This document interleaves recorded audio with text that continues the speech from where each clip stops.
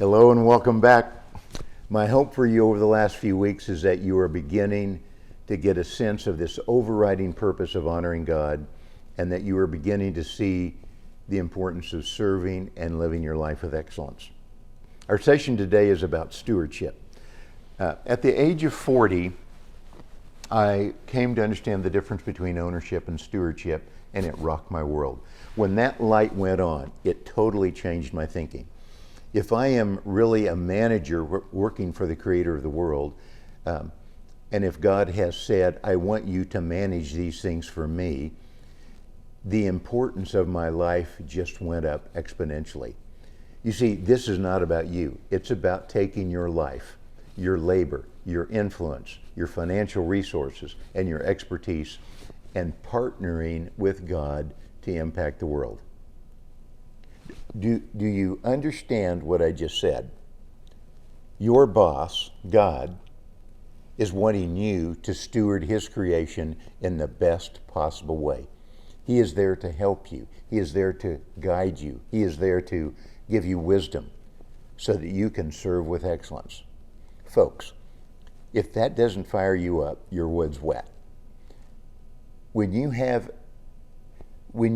live a life as a faithful steward, it will set you free from this incessant drive for worldly success. You see, it sets us free to leverage the resources God has given us. Stewardship is taking the economic, social, and spiritual talents you have been given and putting them to work without fear of loss so that they can be multiplied for God's glory. What a privilege we've been given to steward God's creation. Let's not waste that opportunity. So, how can we become good and faithful stewards? I think we need to live out 3 personal virtues, and those are perspective, integrity, and generosity. Perspective is simply having the viewpoint that you are not the owner, God is. Perspective is a head thing. Integrity then is believing that you are not the owner and you are acting accordingly. Integrity is a hard thing. It is the motivation that drives the virtue of generosity. And generosity is the end result of being a great steward. It's a hands thing.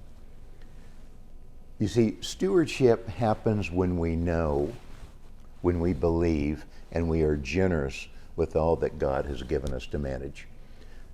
When we hear the word stewardship, we typically think of money and possessions. And if you don't have a lot of those, then you tend to think that you don't need to be a steward. I believe the most important things you have to steward are your time and your relationships. The people that had the most impact on my life weren't the financially rich. They were the people who sacrificially gave of their time, talent, and wisdom to make me a better person. Let me say one more thing about stewardship. I have found that over my life, my relationship with God is directly correlated with how good of a job I am doing as a steward. It's a high calling, but one that is worth the effort. Enjoy your discussion, and I'll be back in a few minutes.